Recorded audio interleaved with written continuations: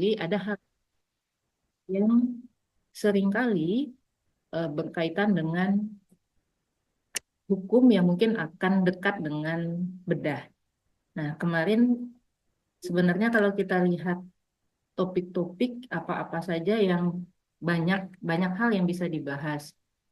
Misalnya seringkali ketika kalau kita ini saya ambil topik tentang surat keterangan medis segala bentuk dokumen yang akan dikeluarkan oleh dokter, bagaimana aspek hukumnya, apa hal-hal yang perlu diperhatikan. Nah, sebenarnya di luar itu nanti banyak pembahasan topik-topik yang lain, seperti bagaimana ketika teman-teman bedah yang uh, sebagian besar aktivitasnya banyak di ruang OK. Nah, ketika pasien itu meninggal, apa-apa saja hal-hal yang perlu diperhatikan sehingga memang dugaan malpraktek itu bisa diminimalisir. Kemudian terkait inform consent akan tindakan Vaksin begini. seberapa penting nantinya yang memang intinya jangan sampai ada tuntutan ke dokter yang melakukan tindakan walaupun niatnya sebenarnya tidak untuk mencederai pasiennya, tapi banyak hal nanti di kemudian hari yang bisa dijadikan peluang untuk menuntut seorang dokter.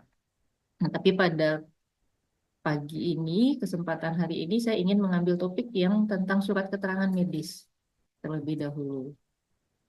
Ini sebagai awal, jadi kita dalam melakukan praktik kedokteran seringkali terkait dengan tiga aspek ini. Dari tiga aspek ini, biasanya yang sering difokuskan oleh dokter itu adalah terkait disiplin, etika. Dua ini biasanya yang paling menonjol. Nah, aspek hukum ini seringkali terabaikan atau terlupakan. Tetapi ketika disiplin dan ini tidak sejalan, maka nanti biasanya ini hukum ini munculnya di akhir, yang akan menyulitkan kita sendiri ketika kita tidak memperhatikan dari awal aspek-aspek ini. Karena ketika seharusnya kita melaksanakan ketiga-tiganya secara eh, berkorelasi, berkesinambungan, bagaimanapun ending kondisi pasiennya, kita akan bebas dari segala macam tuntutan. Mau itu tuntutan pelanggaran disiplin, pelanggaran etik, ataupun ke arah pidana. Nah, ini untuk surat keterangan medis, prinsipnya mungkin kalau forensik kita akan banyak bahas tentang undang-undang, tentang hukum. Karena ini masih pagi, subuh menjelang pagi, saya nggak detail tentang hukumnya, walaupun nanti mungkin di slide-slide saya akan banyak aspek hukum yang saya sampaikan. Tapi ya prinsipnya adalah kalau surat keterangan medis yang akan kita bahas, semua dokumen yang ditulis oleh dokter, ditandatangani oleh dokter tentang pasiennya. Nah, itulah yang kita masukkan dalam kategori surat keterangan medis. Surat keterangan medis ini ada yang untuk kepentingan hukum, biasanya dalam bentuk visum yang ada kata pro justisianya, ada yang tidak. Nah, biasanya kalau ada pro justisia ini pun dokter klinis termasuk teman-teman bedah bisa membuatkan. Karena untuk visum itu dari dokter umum pun sudah kompetensi 4. Jadi tidak harus forensik yang melakukan. Kecuali otopsi, ya otopsi baru dari dokter forensik. Nah, untuk surat keterangan lainnya, ini kan tadi yang non pro justisia, ini bentuknya macam-macam. Yang paling sederhana mungkin surat keterangan sehat, surat keterangan sakit. Berapa lama kita bisa mengeluarkan surat keterangan sakit? Itu nanti bisa jadi eh, bumerang. Ada misalnya keluarga yang kita kenal titip surat keterangan sakit sekian hari, apakah batasan itu masuk akal? Nah, itu ada hal-hal yang akan dianalisis nanti. Surat keterangan kelahiran, ini contoh surat-surat yang paling relate biasanya dengan bedah ya surat untuk keterangan dokter, resume medis untuk asuransi, kemudian dan lain-lainnya. Nah, ini saya bahas dulu bahwa setiap setiap dokumen yang ditandatangani oleh dokter, teman-teman sejawat dokter, nanti bisa digunakan sebagai alat bukti sah dalam perkara di pidana. Ini ada 5 dari 5 keterangan bukti alat bukti sah, surat itu ada di salah satu poinnya. Jadi apapun dokumen yang dikeluarkan dokter itu menjadi alat bukti. Ketika alat bukti itu ternyata tidak benar yang dikeluarkan oleh dokter, nah itulah menjadi bumerang untuk dokternya sendiri. Nah, di sini yang saya tekankan adalah setiap dokumen yang dikeluarkan, kita harus tahu tiga topik ini, Dok, tiga item ini. Yang pertama, siapa yang meminta? Tentu kalau memang dia bukan untuk kepentingan hukum, yang meminta dari pasien atau keluarganya yang memang mempunyai hak. Jangan sampai ada yang kita mengeluarkan surat keterangan tentang pasien, tapi yang minta pihak asuransi tanpa diketahui oleh pasien. Atau misalnya pihak ketiga yang memang tidak disetujui oleh pasien. Nah, itu harus hati-hati karena dokternya bisa dituntut oleh pasien atau keluarganya membuka rahasia medis. Kemudian tujuannya untuk apa agar tidak disalahgunakan dan siapa yang akan mengambil. Jadi karena data isi data rekam medis pasien itu adalah milik pasien sendiri, maka yang berhak mengambil adalah tentu pasien atau keluarganya yang berhak atau yang sudah diberikan kuasa. Jadi tidak bisa juga misalnya yang meminta pasien kemudian nanti yang mengambil pihak ketiga yang tidak ada surat kuasa. Nah, hal-hal demikian ini akan untuk eh, bermasalah di aspek hukumnya. Yang dituliskan, ya ini standar seperti biasa kita menuliskan setiap surat keterangan medis, ada identitas siapa nama dokternya, siapa nama pasiennya, diperiksanya kapan, bagaimana hasil pemeriksaannya, apa kesimpulannya, dan ditandatangani oleh dokter yang melakukan pemeriksaan. Ini dasar hukum saya lewati bahwa kita punya kode etik kedokteran bahwa harus menyampaikan apa dan sesuai dengan apa yang diperiksa dan harus merahasiakan segala data rekam medis pasien. Dari Undang-Undang Kesehatan kita yang terbaru juga sama menyatakan secara eksplisit bahwa data rekam medis wajib disimpan kerahasiaannya. Ketika ada dibuka, ada syaratnya. Kalau untuk tindak pidana. Jadi, ketika dokter-dokter sejawat bedah melakukan pemeriksaan pasien, misalnya pasien itu kan ketika mengalami, anggaplah luka bacok dan segala macam, atau dia dianiaya. Tentu yang dicari pertama kali adalah rumah sakit, bukan polisi, karena tentu penanganan medis yang dibutuhkan terlebih dahulu. Nah, ketika ada kasus-kasus demikian, maka di sini tenaga kesehatan yang mengetahui itu berhak lapor. Bisa kita sendiri dari pihak rumah sakit yang melapor, atau kita minta keluarganya secara paralel membuat laporan ke polisi. Karena ini tidak termasuk dalam rahasia yang data yang wajib dirahasiakan. Kalau memang untuk kepentingan hukum, supaya memang uh, penanganannya bisa dilakukan secara paralel. Nah, kalau kita lihat tadi berkaitan dengan pentingnya dokumen rekam medis di dalam kepentingan hukum sebagai salah satu alat bukti. Kalau yang saya lihat selama ini, yang biasa dilakukan oleh teman-teman di klinis, terutama di IGD yang berkaitan dengan emergensi adalah data rekam medis yang ditulis biasanya terkait dengan yang signifikan-signifikan saja. Jadi data-data pasien yang diisi itu biasanya berkaitan dengan identitas pasiennya ada, pemeriksaan fisiknya biasanya hanya fokus ke yang signifikan. Misalnya ada luka, dia ada luka lecet, ada memar, ada luka terbuka yang mungkin bisa sampai fraktur. Nanti biasanya yang ada di rekam medis itu hanya frakturnya saja dan luka terbukanya. Lecet-lecet kecilnya dan luka memarnya mungkin tidak tercantumkan. Memang mungkin tata laksana yang difokuskan oleh teman-teman bedah adalah yang lukanya berat. Tetapi ada kalanya nanti ketika dia masuk ke jalur hukum, ketika luka-luka yang sederhana-sederhana itu tidak ada, pasiennya bisa protes dan dia bisa mungkin menunjukkan foto, dia punya foto, itu nanti dianggap dokternya tidak melakukan pemeriksaan secara keseluruhan, secara komprehensif. Dianggap dokternya yang abai. Karena mungkin bisa saja luka-luka kecil yang memang mungkin tidak ditata laksana secara bedah, ternyata itu berkaitan dengan penganiayaan atau cedera akibat penganiayaan yang dialami oleh korbannya, yang memang bisa berpengaruh kepada sanksi yang akan diberikan kepada tersangkanya di di kepolisian. Saya pernah mendapat kasus eh, pasiennya masuk dengan kondisi kecelakaan lalu lintas. Ini sharing dari teman-teman sejawat forensik lain. Jadi ada pasien kecelakaan lalu lintas dengan kondisi eh, kesadarannya sudah sangat buruk, maka henti nafas, henti jantung yang fokus dilakukan oleh dokternya adalah resusitasi, RJP.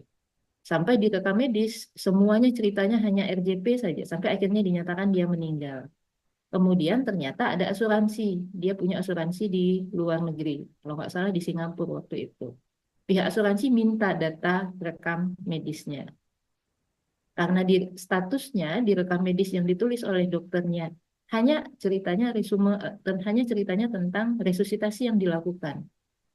Jadi henti nafas, henti jantung, EKG-nya apa, dilakukan RJP sekian kali sampai akhirnya dinyatakan meninggal. Tidak ada luka-luka sama sekali yang dituliskan. Memang kita paham fokus dokternya pada saat itu di IGD untuk menyelamatkan pasien. Tapi di kemudian hari itu bermasalah jadinya bagi pihak keluarga pasien dengan pihak asuransi.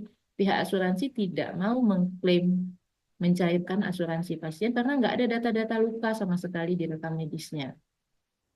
Dan itu prosesnya jadi cukup panjang. Dokternya pun rentan jadinya dianggap lalai dalam melakukan pencatatan data rekam medis. Setidaknya memang mungkin kita tidak sempat menuliskan dengan detail, setidaknya kita punya foto. Kita punya foto yang bisa nanti dituangkan di rekam medis setelah selesai menangani pasiennya. Jadi hal-hal yang sederhana untuk kepentingan hukum itu bisa menjadi bumerang untuk dokter ketika tidak kita tuliskan dengan lengkap. Nah, ini tadi yang data pasien boleh dibuka kalau tanpa persetujuan hanya untuk kepentingan hukum, etik dan disiplin ketika ada wabah atau audit medis. Selain dari ini, maka wajib ada persetujuan pasien dan keluarganya. Ini salah satu pertimbangan lain bahwa pelayanan kedokteran ini bedah juga tentunya relate sekali dengan eh, Permenkes untuk pelayanan kedokteran untuk kepentingan hukum ini, dok. Jadi kalau untuk korban-korban yang hidup yang di IGD ini yang biasanya akan berkontak dengan teman-teman sejawat bedah, korban-korban kekerasan fisik, penelantaran dengan luka-luka, korban-korban dengan luka-luka itu akan sebaiknya lebih concern kita mendokumentasikan segala macam kelainan-kelainan yang ada di tubuhnya, walaupun mungkin tidak perlu ditata laksana secara spesifik dari bedah. Nah, kemudian satu lagi, meskipun ketika pasiennya sudah meninggal itu menjadi ranahnya forensik untuk melakukan pemeriksaan, tetapi mohon kasus-kasus yang awalnya masuk dari IGD kepada pasien yang masih hidup yang terkait dengan kecelakaan, ini hal-hal yang tertera di undang-undangnya, di Permenkesnya yang memang rentan sekali dengan permintaan visum nantinya. Jadi seperti misalnya ada orang yang cukup dikenal, kemudian orang yang identitasnya belum diketahui, kemudian kecelakaan, mau transportasi darat, laut, atau udara, kondisi bencana massal, cedera yang berhubungan dengan di tempat kerja, kemudian yang berhubungan dengan kegiatan olahraga atau pertandingan, perundungan, atau misalnya yang dibawa ke IGD adalah eh, narapidana.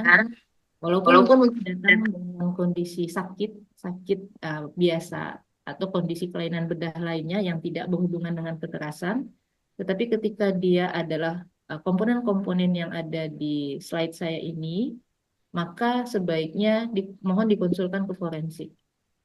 Jadi kita tidak hanya fokus pada luka-luka saja pada forensik. Ada hal-hal yang perlu kita screening ketika dia masuk dalam item-item ini, apalagi ketika dia meninggal.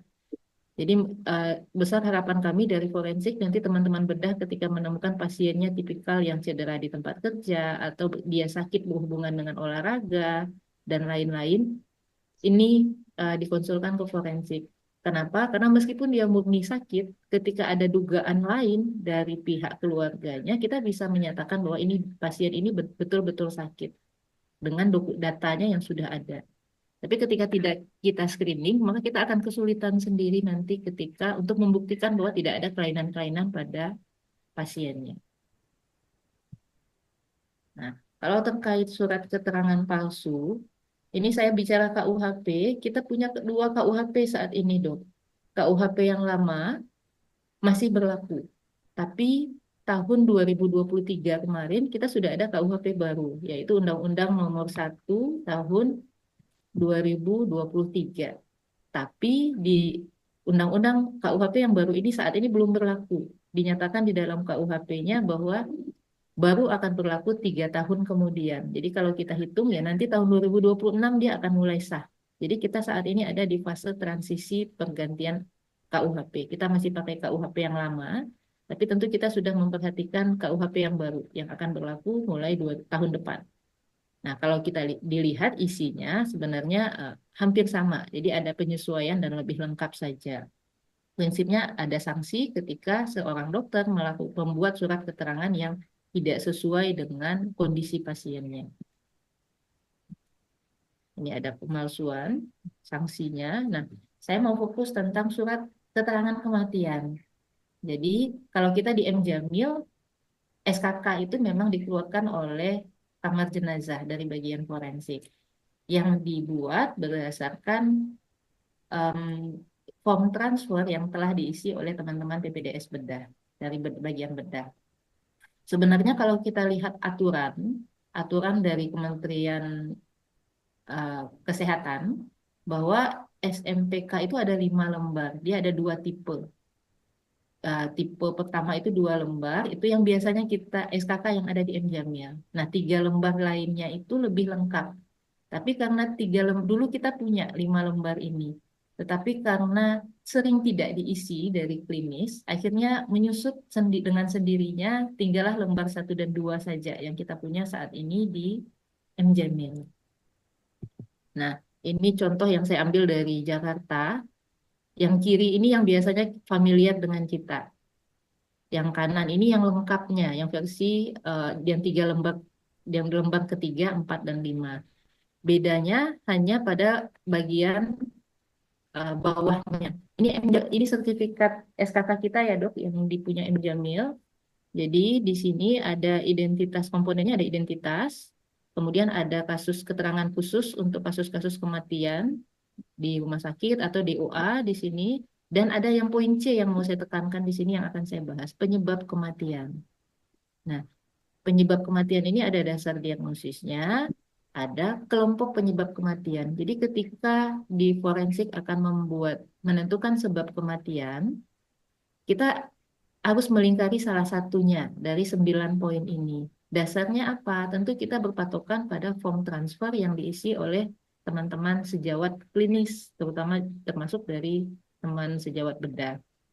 Nah, seringkali kami mengalami kendala di sini dan komplain di kemudian hari juga tentang yang Tes dilingkari. kami tanganin gitu Nah, biar di atas jam 6 lewat.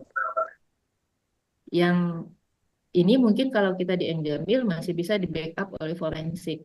Tetapi nanti di rumah sakit lain biasanya yang menandatangani, yang mengisi surat kematian ini adalah dokter yang menangani langsung. Nah ini tentu nanti teman-teman sejawat bedah yang akan berhadapan langsung dengan komplain-komplain yang bisa sangat berpotensi dimunculkan akibat poin C ini. Nah, ini yang sertifikat yang kalau saya lihatkan yang di lembar yang putih yang sebelah kiri, inilah dia yang versi kita di M. Jamil. Bedanya, kalau yang lembar pinknya, yang lembar pink halaman 3, 4, dan 5 ini, dia memiliki sebab kematian yang memang betul-betul diagnosis. Nah, ini sebenarnya saya ambil ini foto status M. Jamil yang masih paper based. Dulu kita punya. Dulu kita punya, ini biasanya setiap pasien meninggal ini diisi dok. Jadi ada dua kelompok, ada kelompok 1 Romawi, 2 Romawi. 1 Romawi ini adalah eh, penyebab langsung pasiennya meninggal sakitnya apa diagnosisnya. Maka kita isilah poin A, B, dan C ini. Kalau poin 2 ini ada nggak kelainan lain yang tidak berhubungan dengan kematian, yang tidak menyebabkan kematian, tapi dia terdiagnosis juga. Maka kita buat di poin 2. Nanti yang akan dijadikan patokan untuk melingkari surat kematian adalah hanya yang di poin satu saja. Poin satulah yang akan dijadikan eh, patokan sebab mati pasien yang mana. Jadi tidak semua diagnosis itu akan kita kita akan screening mana yang bikin dia meninggal, kondisi apa yang bikin dia meninggal. Salah-salah lingkar nanti merugikan pasien. Nah, ini ada, tapi saat ini setelah saya coba eh, ini pantau lagi tidak ada. Saat kita berubah menjadi RME ini mungkin terabaikan saat ini. Nanti mungkin kami bisa mengajukan lagi agar ini ada karena ini penting sekali untuk kepentingan pasien.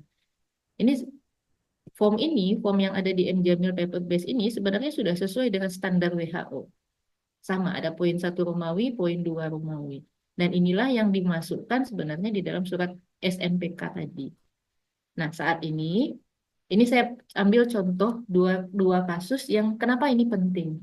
Ini misalnya karena kita sempat kemarin pandemi COVID, ada pasien COVID masuk punya diabetes, punya hipertensi yang memang sudah lama dia alami. Nah, dia masuk karena COVID-nya. Maka di bagian satu, di satu Romawi tadi, kita akan cerita tentang COVID-nya lah yang menyebabkan dia meninggal. Tapi ada kondisi lain, dia punya DM, dia punya hipertensi, yang juga berkontribusi, tapi tidak menyebabkan kematian secara langsung. Maka nanti, kalau pasien seperti ini, yang akan kita lingkar pada sebab kematiannya adalah penyakit menular. Karena hipertensi dan DM kan tidak menular, dok. Tapi yang kita lingkar dia meninggal karena COVID-nya, karena penyakit menular. Nah, kemudian ada lagi contoh yang kedua. Laki-laki 37 tahun, dia mengalami kecelakaan kerja. Lagi memperbaiki listrik, terjatuh, dibawa ke IGD, meninggal. Pasien ini sudah diketahui memang punya gagal ginjal. Maka di bagian satu, kita cerita tentang traumanya, dok. Di bagian dua, kita sebutkan gagal ginjalnya. Nah, kalau seperti ini, yang jadi sebab kematiannya bukan gagal ginjalnya. Gagal ginjal kan penyakit tidak menular kalau kita lihat di tabel pilihan kelompok kematian ini. Tapi yang kita isi justru kecelakaan kerjanya. Dia meninggal karena kecelakaan kerja. Nah, ini nanti berpengaruh ke kalau dia punya asuransi tenaga kerja, BPJS Ketenagakerjaan. Kalau penyakit yang lain yang dilingkari, nggak cair asuransinya, dok. Nanti itu akan dokter yang menandatangani surat kematiannya akan dikomplain oleh keluarganya. Jadi hal-hal demikian itu sangat eh, berpengaruh di kemudian hari. Nah, karena yang kita di M Jamil diisi oleh forensik, maka yang relate dengan teman-teman bedah adalah form transfernya. Di form transfer itu ada kelompok tadi, 9 kelompok yang saya bahas tadi. Nah, seringkali, bukan seringkali, mungkin hampir selalu kita nerima di forensik, datanya tidak jelas. Sehingga yang mau dilingkar itu bisa macam-macam, dok. Seringkali misalnya saya tunjukkan ini. Ini ada pasien ini namanya lupa saya hapus. Jadi pasien ini diagnosisnya yang ditulis MODS saja dari klinis. Ini dari RR bedah. Saya ambil contoh form transfer dari bedah saja. Yang ileus obstruksi bla bla bla ini tidak ada pada awalnya. Ini baru ditulis oleh dokter muda forensik karena kita minta mereka mencek. Nah, ketika MODS saja yang ditulis, kami nggak tahu yang mana yang akan dilingkar. Apakah dia karena trauma, apakah karena penyakit tidak menularnya, atau karena yang lain? Karena setiap kondisi pasien sebelum meninggal itu hampir semua pasti MODS tuh. Jadi mohon tidak MODS tidak dituliskan secara tunggal. Disebutkan kira-kira yang kondisi betul-betul menyebabkan dia meninggal apa. Kami butuh diagnosis itu. Karena itu tadi dampaknya akan sangat signifikan. Kemudian ini dia. Jadi di sini juga MODS sama. Ini hanya MODS yang ditulis. Jadi istilah MODS, cardiac arrest, gagal nafas, shock, mohon tidak dituliskan tunggal pada diagnosis. Karena ini semuanya adalah kondisi terminal yang tidak menggambarkan sakit awalnya apa. hampir semua pasien endingnya akan seperti ini. Boleh dituliskan, tetapi harus diiringi dengan diagnosisnya. Diagnosis yang berkorelasi dengan kematiannya. Karena itu yang akan memandu. Nah, kalau kita lihat yang di lingkar ini juga variasi.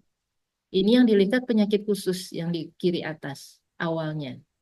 Tetapi akhirnya kita cari di RME-nya, akhirnya ternyata dia ada hepatitis dan lain-lain. Nah, yang mana yang akan kita lingkar? Apakah dia meninggal karena hepatitisnya, atau karena kondisi yang lainnya, atau karena CAP-nya? Karena ini akan mempengaruhi pengisian. Ini juga yang di kanan bawah, MODS, kemudian penyakit khusus. Penyakit khusus ini adalah penyakit yang sedang dalam perhatian khusus oleh pemerintah. Misalnya dulu pada saat kita pandemi COVID, maka COVID itu masuk dalam eh, kategori penyakit khusus. Tapi setelah tidak dianggap sebagai pandemi lagi, COVID masuk dalam penyakit menular. Jadi seperti itu. Jadi penyakit khusus itu definisinya kondisi-kondisi yang sedang dalam pemantauan khusus oleh pihak pemerintah. Apakah itu misalnya MERS, penyakit-penyakit MERS, dan segala macam. Selain dari itu, kita bisa pilih poin B sampai I. Nah, ini juga salah lingkar. Pasiennya cedera kepala yang dilingkari penyakit khusus. Ini yang memperbaiki, kita di forensik akhirnya memperbaiki bahwa dia ternyata cedera kecelakaan lalu lintas. Ini juga cedera GCS, cedera kepala GCS 10 yang dilingkari penyakit tidak menular. Ternyata dia KLL. Nah, hal-hal yang demikian ini biasanya nanti pasien akan balik lagi ke rumah sakit, mengkomplain, untuk minta diganti surat keterangan kematiannya. Nah, surat keterangan kematian itu hanya berlaku, hanya bisa dikeluarkan satu kali. Tidak boleh dikeluarkan dua kali untuk pasien yang sama, untuk jenazah yang sama. Nanti pas SKK itu sudah diambilnya saat pasien meninggal, sudah dia pakai untuk beberapa administrasi. Ternyata ada yang salah, dia minta perbaiki. Kita keluarkan lagi yang baru. Jadi ada dua SKK yang menyebar atas nama pasien itu. Itu akan sangat berpotensi men- menyal- menyerang dokter sendiri nanti, mengeluarkan dua dokumen yang sama atas untuk satu pasien. Ini juga pasiennya luka bakar yang dilingkari penyakit khusus. Ini kita yang coret di forensik, kita ganti dengan cedera lainnya. Jadi hal-hal seperti ini, karena nanti eh, petugas kita di forensik yang membuat surat kematian ini adalah non medis. Mereka nggak paham istilah-istilah diagnosis medis, dok. Jadi apa yang dilingkar dari ruang rawat inap yang ditandatangani oleh teman-teman di bedah, itulah yang mereka lingkari di surat kematian asli yang akan diberikan oleh keluarga. Saya pernah mendapat komplain dari salah satu konsulen bedah, saya dihubungi, mohon bantu diperbaiki surat kematian pasien beliau, pasiennya OK digestif, dari bedah digestif, karena yang dilingkar disebab kematiannya adalah penyakit menular. Tetapi pasien itu sebenarnya kecelakaan lalu lintas. Akhirnya saya minta petugas di forensik mencari form transfernya. Di form transfernya apa yang tertulis? Ternyata di form transfernya tidak ada cerita sama sekali tentang cedera kecelakaan lalu lintasnya. Ceritanya ya hanya cerita perforasi saluran cernanya dan di bekas dan post op-nya. Nah, kalau seperti itu kan kita tidak bisa mengidentifikasi bahwa pasien itu KLL. Dan itu sampai ke manajemen rumah sakit komplain dari pasiennya pada saat itu. Bermula dari ketidaksinkronan RME kondisi pasiennya dengan form transfer ini. Ini contoh yang betul. Jadi ini dari bedah juga semuanya saya ambil contoh ileus obstruksi. Ini kita lingkar penyakit tidak menular. Kemudian tumor mame, penyakit tidak menular. Ini kan jelas pasiennya meninggal kenapa, kategorinya yang mana. Beda dengan MODS tadi, kita nggak tahu sakitnya apa. Nah ini cedera kepala GCS 9. Nah ini kita bisa arahkan. Ini ada cedera kepala, dia ada TB paru. Kita tahu TB paru itu penyakit menular. Nah, kalau kondisi seperti ini, yang bisa menentukan meninggalnya kenapa ya teman-teman yang di klinis yang merawat langsung. Apakah dia meninggal karena TB parunya? Berarti yang kita lingkar penyakit menular. Kalau dia meninggal karena KLL-nya, maka yang kita lingkar adalah KLL-nya. Ketika dia ada dua-duanya, kita harus lihat yang bikin dia meninggal yang mana. Itulah yang akan kita lingkar. Jadi ada kalau ada pasien HIV kemudian dia mengalami kecelakaan lalu lintas, meninggal. Maka yang bisa menentukan tentu teman-teman di klinis. Dia meninggal karena cedera kecelakaan lalu lintasnya atau karena HIV-nya. Karena yang akan dilingkari di sini nanti akan beda. Bukan berarti setiap asal ada menular di dalam diagnosisnya, maka kita harus akan lingkar menular, tidak. Tergantung kondisi mana tadi yang menyebabkan dia meninggal. Nah, ini misalnya EDH, ICH, SAH. Apakah ini karena trauma atau memang karena perdarahan spontan di otaknya? Kita nggak tahu ini yang mana. Ya kita ikuti saja. Kalau kata bedahnya penyakit tidak menular, ya kita ikuti penyakit menular, tidak menular. Nah, jadi prinsipnya untuk penutup setiap dokter kita memang eh, harus memberikan keterangan atau pendapat yang memang kita bisa buktikan kebenarannya. Hal-hal yang mengambang atau tidak jelas karena memang kita fokus untuk penanganan dan sehingga seringkali semua data-data rekam medis itu sering dilupakan. Nah, hal-hal yang itu justru bisa menjadi bumerang untuk dokter sendiri karena dianggap dokternya lalai atau tidak melakukan pemeriksaan secara komprehensif. Jadi ketika tidak ada tertulis, maka dianggap tidak diperiksa di hukum. Tapi ketika kita tulis tidak ada luka, tidak ada ini, tidak ada ini, berarti memang dokternya memeriksa dan tidak ada kelainan. Jadi ketika terstatement di rekam medis, maka di hukum akan dinilai dokternya memang memeriksa dan tidak ada kelainan. Tetapi ketika tidak tertulis di rekam medis, dianggap dokternya tidak memeriksa. Itu akan menjadi, padahal mungkin kita biasa hanya menuliskan yang positif-positif saja. Tapi begitu dokumen rekam medis itu sampai ke pengadilan, anak interpretasinya akan berbeda. Mungkin itu yang perlu saya tekankan. Kalau memang ada yang mau didiskusikan, saya kembalikan. Terima kasih saya kembalikan kepada Dokter Lar. Baik, terima kasih Dr. Winda. Terima kasih atas penjelasannya yang kayaknya cukup jelas. Mungkin dari teman-teman residensi ada yang ingin bertanya?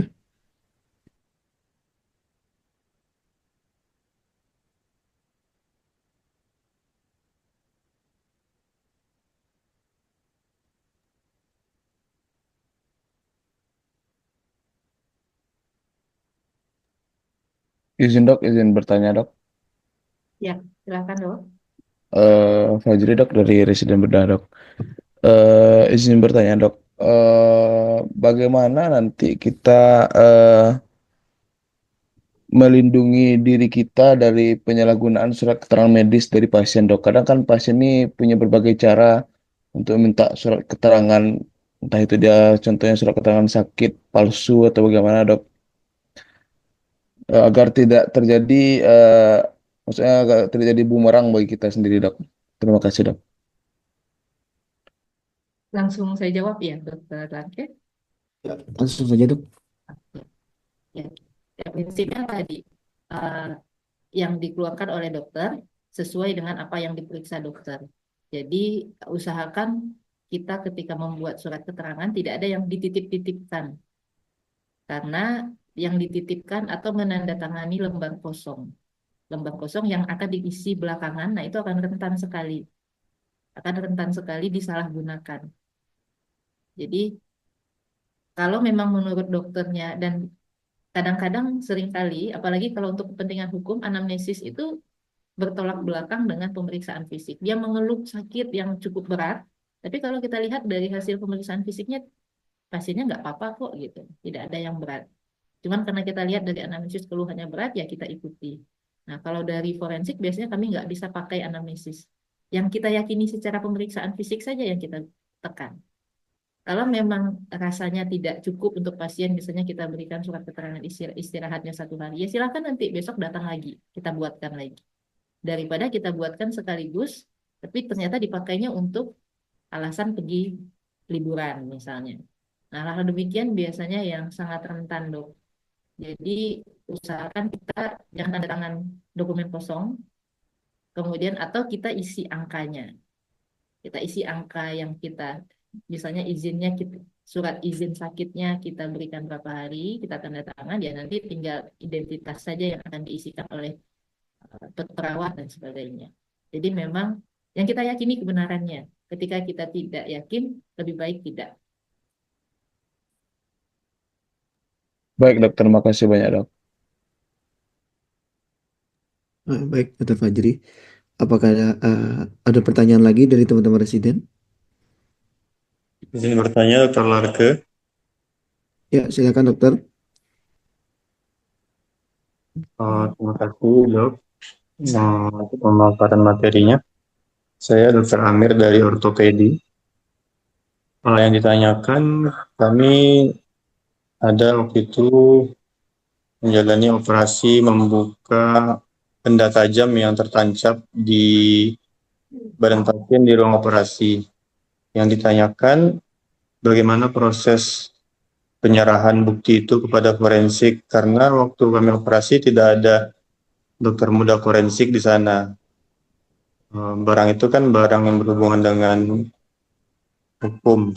Jadi kami menanyakan bagaimana SOP-nya penyerahan atau sebagai saksi atau bagaimana ya dokter. Terima kasih dokter. Terima kasih Dokter Amir. Jadi memang kalau barang bukti, chain of custody-nya istilahnya dok, chain of custody itu harus jelas rantai barang buktinya. Jadi dari tubuh pasien, kemudian siapa yang menerima, siapa yang mengambil setiap tangan, pindah-pindah tangan harus ada datanya, identitas nama pindah-pindah tangan itu.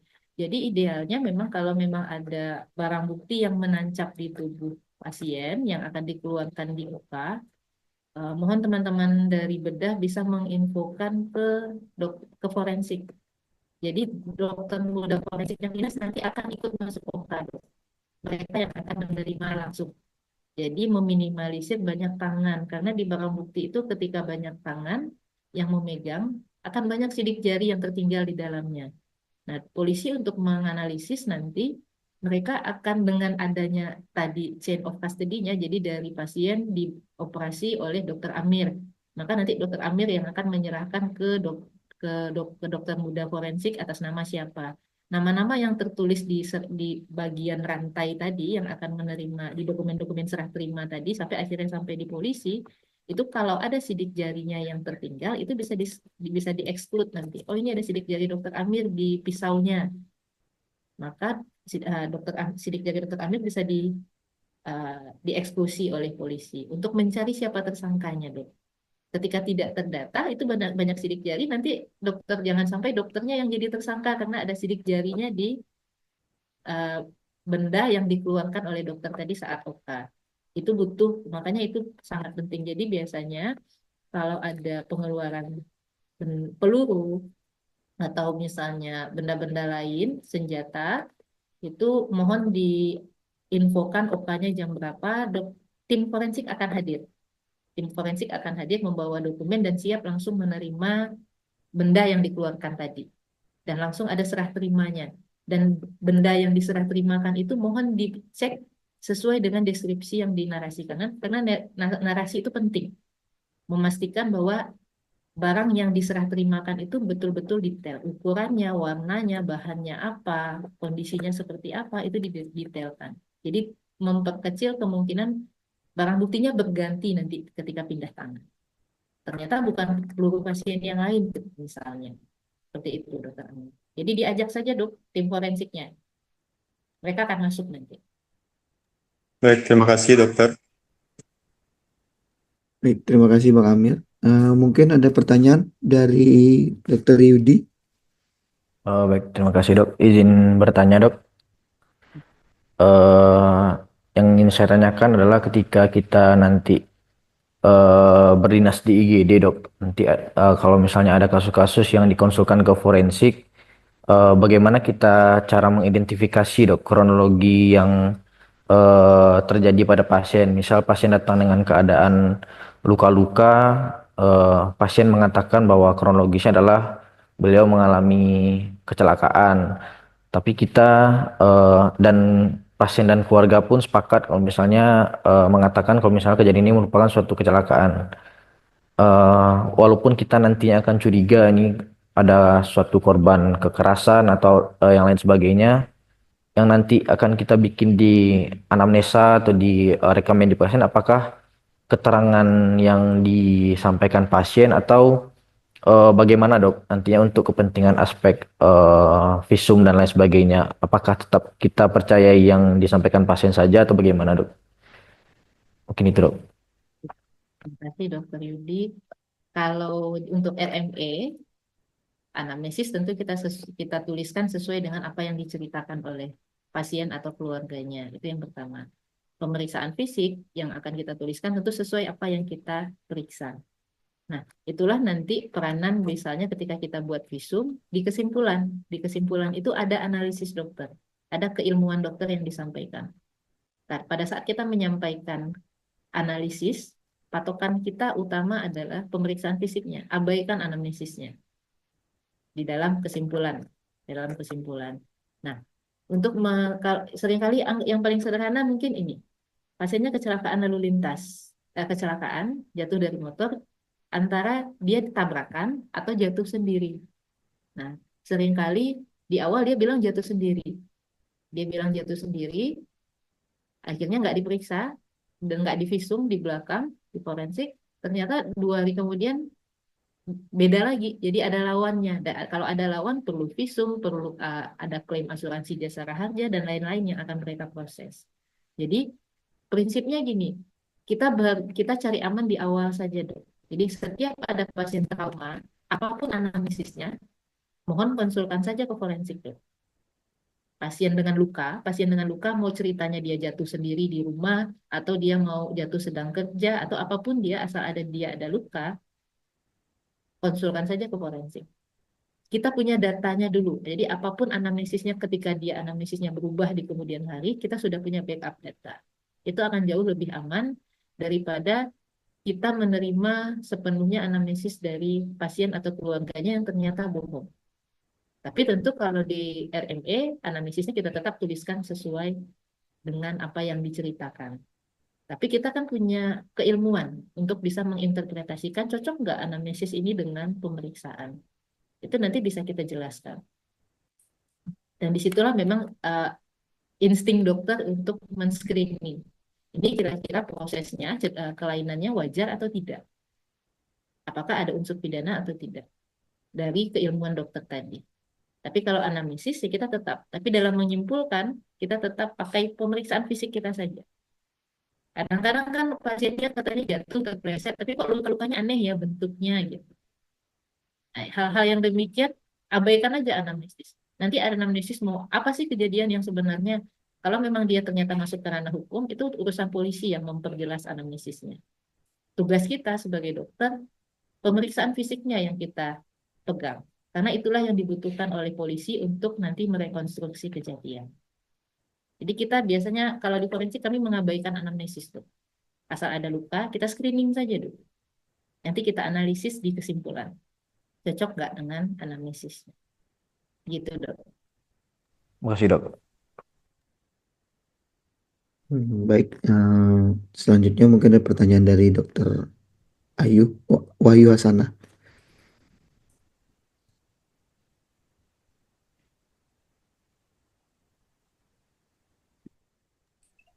Assalamualaikum dok.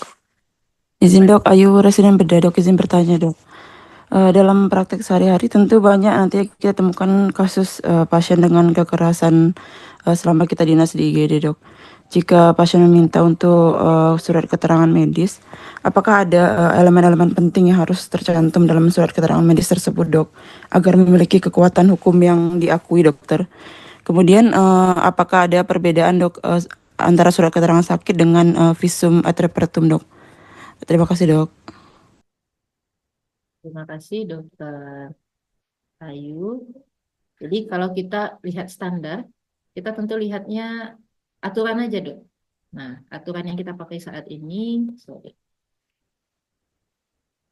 aturan yang kita pakai saat ini, peraturan PMK, Peraturan Menteri Kesehatan Nomor 24 Tahun 2022. Ini tentang rekam medis. Ini otomatis mencabut PMK rekam medis sebelumnya.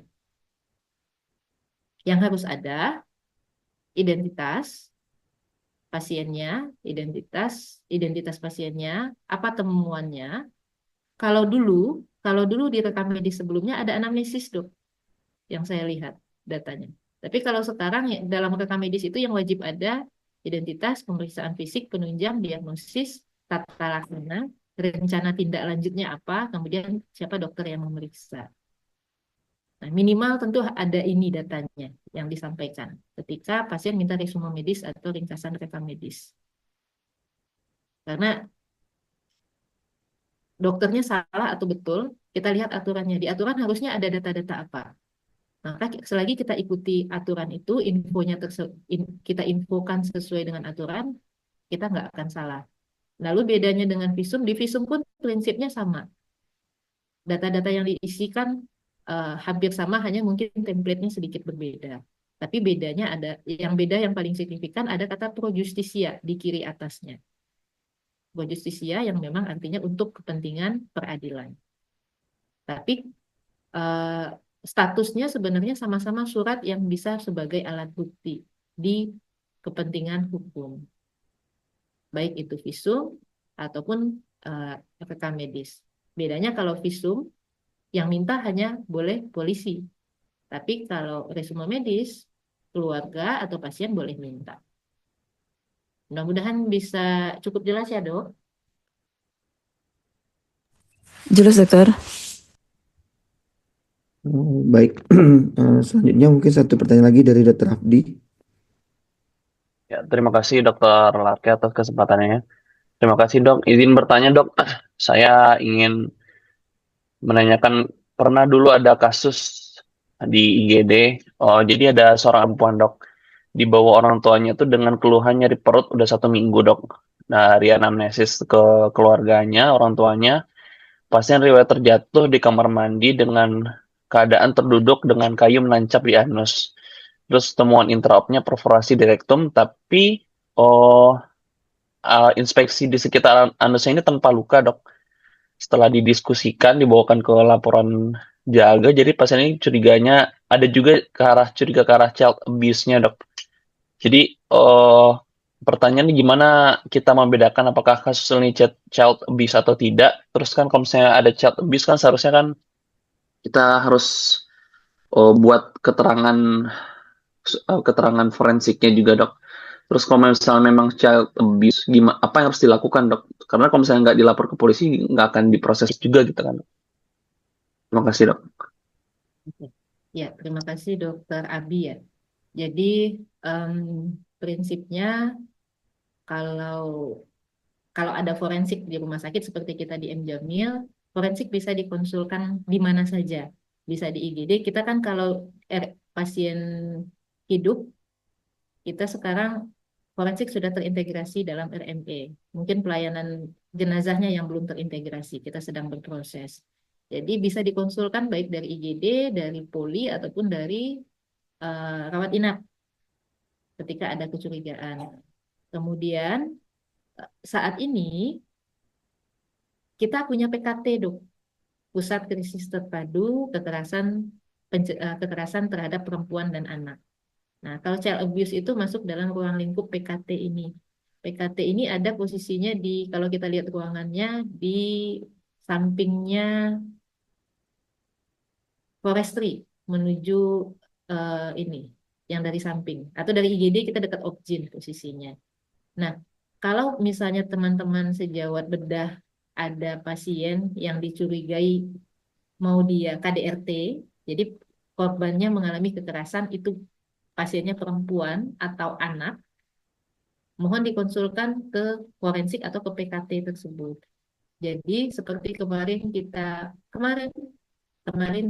ada pasien di anak, masuknya dengan ada suspek SOL, ada suspek tumor otak, kemudian ada kelainan-kelainan lain di kulitnya yang terscreening oleh PPDS anaknya. Banyak luka, banyak yang dicurigai juga dengan rapid HIV-nya positif. Apakah ini korban seksual abuse atau enggak anak-anak? Jadi dikonsulkan dari ruang rawat inap ke forensik melalui PKT. Nah, nanti di situ kita akan screening. Karena ada hal-hal yang perlu diperhatikan apakah ini masuk kekerasan anak atau tidak. Kalau memang ternyata betul dugaan dokter itu, jadi di anamnesisnya nggak ada cerita sama sekali tentang kekerasan anak. Jadi kalau kekerasan mau dia fisik atau seksual pada anak, biasanya pasiennya datang dengan keluhan lain, dengan keluhan klinis lain. Tapi kita yang biasanya dokter lah yang diharapkan bisa mendeteksi ini ada kecurigaan ke arah sana. Apalagi kalau yang ngantar itu pelakunya dulu. Ceritanya akan bikin semanis mungkin. Nah, pada kondisi itu nanti dari PKT lah yang akan men-screening. Kalau memang ada kecurigaan, PKT yang akan nanti berkoordinasi dengan kepolisian atau eh, PPA dari dinas PPA, Pemberdayaan Perempuan dan Anak. Jadi biasanya seperti yang kemarin kita ya, nanti tinggal join conference, misalnya bedah dengan forensik, dengan PKT dan pihak-pihak manajemen terkait untuk mendiskusikan siapa yang mau lapor. Jadi kita yang melapor dok, ketika kita menemukan kecurigaan kita yang lapor. Nanti tinggal pihak rumah sakit diskusi yang mau lapor siapa. Nah, karena kita sudah ada PKT nanti yang akan membantu membuat laporan. Tapi kalau dari dokter-dokter bedah sendiri mau lapor, silakan, boleh-boleh saja. Jadi kecurigaan pun boleh dilaporkan. Karena kan kita curiga, kita screening, nanti biarkan polisi yang menentukan betul ada atau tidak. Kalau tidak ada ya alhamdulillah, kita bisa perlakukan seperti pasien biasa. Nah, tapi ketika ternyata betul kecurigaan kita, tentu polisi akan memproses lagi. Nah, itu jadi sekarang kita ada PKT, dok, kita bisa berkolaborasi dalam penanganan. Di PKT itu pun timnya bukan forensik saja. Jadi PKT itu memang leadernya forensik, tapi di dalam PKT itu ada hampir semua departemen, termasuk bedah. Jadi ada DPJP bedah di dalam PKT. Ada DPJP bedah di dalam PKT, kalau tidak salah 1 atau 2 orang yang terlibat dalam PKT. Demikian Dokter Abi. Terima kasih dok. Mungkin untuk sesi pertanyaan kita rasa cukup. Selanjutnya mungkin kita bisa mendapat pendapat dan masukan dari Dr. Rizky.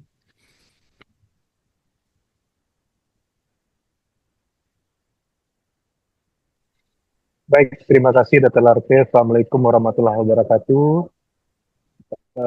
Pertama-tama dari Prodi tentunya mengucapkan terima kasih kepada Dr. Winda yang pagi ini sudah menyempatkan waktu ya dalam kuliah subuh kita pagi hari ini. Ini yang pertama ya Dr. Winda ya, di sini ya, Iya. ngasih materi ya. Betul dok, sebenarnya banyak ini Nah, topik yang bisa dibahas dengan bedah nih dokter. siap. Nanti itu ya, sediakan waktu ya untuk topik berikutnya ya. Siap, insya Allah dok. Ya, jadi kami setiap hari Sabtu pagi ngumpul Dr. Winda di sini secara online semuanya untuk membahas ini ya, presentasi dari staf dan juga dari staf di luar bedah lainnya ya dalam mendukung pelayanan bedah gitu ya. Jadi memang eh, karena online bisa ngapain lagi pulang kampung, lagi jaga, lagi apa bisa gitu ya, ikut bergabung. Jadi lebih memudahkan. Jadi kami sangat mengucapkan terima kasih. Saya sangat ini ya sangat tertarik tadi ya mendengar materi yang Dr. Yuda sampaikan. Saya rasa akan sangat bermanfaat bagi teman-teman residen nanti dalam jaga UGD dan juga setelah tamat nanti dalam praktek sehari-hari. Semoga nanti di topik-topik berikutnya Dr. Winda bisa menyediakan waktu lagi ya. Terima kasih banyak Dr. Winda. Dan juga kepada PPDS semoga bermanfaat kuliah kita pada pagi hari ini. Dan saya ucapkan terima kasih ya kepada tim ilmiah yang selalu berusaha mencari dosen-dosen kita sebagai pemateri, baik itu dari UNAN ataupun dari center-center lainnya. Semoga usaha kita bersama ini bisa bermanfaat untuk meningkatkan pengetahuan kita. Begitu, terima kasih ya Dr. Winda. Assalamualaikum warahmatullahi wabarakatuh. Waalaikumsalam warahmatullahi wabarakatuh. Terima kasih Dokter Rizky. Baik, mungkin Dr. Winda dengan berakhirnya tadi masukan dan pendapat, mungkin kita rasa cukup hari ini untuk materi hari ini dokter. Terima kasih banyak dokter Rizky, dokter Larke, dan teman-teman dari bedah semuanya. Mohon maaf jika penyampaiannya mungkin ada yang tidak tepat atau kurang berkenan ya dok. Tapi mudah-mudahan apa yang saya sampaikan sedikit ini bisa bermanfaat. Setidaknya juga untuk forensik nanti kalau ada pasien bedah yang meninggal, form transfer kita lebih baik lagi. Karena banyak masalahnya memang kita yang terima dok di belakang. Karena kebetulan memang forensik yang backup pasien yang meninggal. Tapi nanti membantu jangan sampai teman-teman sejawat bedah yang nanti bertugas tidak ada forensiknya, ya baru tahu nanti ketika di lapangan kendala-kendala yang banyak kita dapatkan di forensik. Baik, Oke, terima kasih. terima kasih Dr. Winda. Nanti mudah-mudahan bisa kita evaluasi Dr. Winda ke depan dokumennya lebih baik gitu ya, dokumen yang disampaikan dari beda tidak banyak kekurangan-kekurangan yang gitu. Terima kasih Dr. Larce. Terima kasih Dokter Rizky. Terima kasih Dr. Winda. Dengan itu berakhir sudah acara kita hari ini. Eh, Saya tutup acara kuliah subuh ini dengan baca hamdalah. Alhamdulillahirrahmanirrahim. Saya sebagai moderator mohon maaf apabila ada kekurangan. Assalamualaikum warahmatullahi wabarakatuh. Waalaikumsalam. Assalamualaikum warahmatullahi wabarakatuh. Terima kasih. Ya, Terima kasih dok. sama.